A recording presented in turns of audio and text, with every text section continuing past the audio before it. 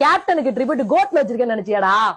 உண்மையான tribute rubber பந்தில வச்சிருக்கேன்ற மாதிரி இருந்துச்சு படம் பார்க்கும்போது. ஒவ்வொரு தடவையும் அந்த பாட்டை போடும்போது தேட்டரே பூஸ்ட் ஆயிருச்சு. நான் அந்த படம் ரிலீஸ் ஆனோடனே பாத்துட்டேன். ஆனா இப்ப பேசுறதுக்கான அவசியம் என்னன்னா, எந்த விளையாட்டுக்காக பெத்த பிள்ளைக்காகவும் கட்டிக்க போற காதலிக்காகவும் விட்டு கொடுக்காம மாமனும் மருமனும் ஈகோ போட்டு சண்டை போட்டானுங்களோ, ஆனா அதே விளையாட்டுக்காக தான் 2 பேரும் ஒண்ணு சேர்றாங்க. யார் மாதிரியான ஆட்கள்லாம் கிரவுண்டுக்குள்ள வரவே கூடாதுன்னு ஒருத்தர் சொல்றானோ, அந்த மாதிரி ஆட்கள் ஜெயிக்கிறதுக்காக அவனே கை தட்டி வாடா வாடான்னு சீரப் பண்றான். இதுக்கு மேல அந்த போட்டியில ஜெயிச்சுதான் ஆகணுங்கிறது அவசியம் இல்லைங்கிறத இயக்குனர் உணர்ந்தாரு பாத்தீங்களா?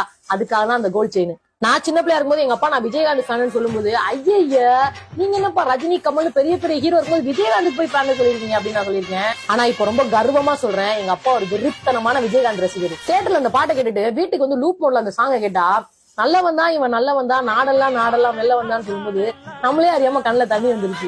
ஒரு கில்ட் ஃபீலிங் உள்ளுக்குள்ள வந்துட்டு தான் இருக்குல்ல. ஆனா என்னைக்கு இருந்தாலும் நாம தொட்டு தொட்டு இழுத்து வர்ற ஜோரான தங்கரதம் தான் அவரு. நான் நூடுல்ஸ் சாப்பிடணும், தோசை சாப்பிடணும், பீஸா பர்கர் சாப்பிடணும், ஆனா என் உசுர் இருக்க வரைக்கும் சாப்பாடுன்னு ஒண்ணு சாப்பிட்டாலும் அதை கேள்விப்பட்டாலும் அவர் ஞாபகம் தான் வரும்.